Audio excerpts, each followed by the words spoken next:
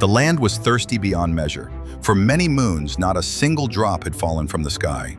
The earth cracked, the air hung still. Even the spirits once so present had grown silent. The village waited in fear, staring into a sky that gave them nothing. Then came the call. As the flames were lit, the chief's voice echoed, "Summon the fire dancers. Let the gods see our devotion." Three stepped forward, the young, the swift, the fierce. They were chosen not for their strength, but for the fire within their hearts. In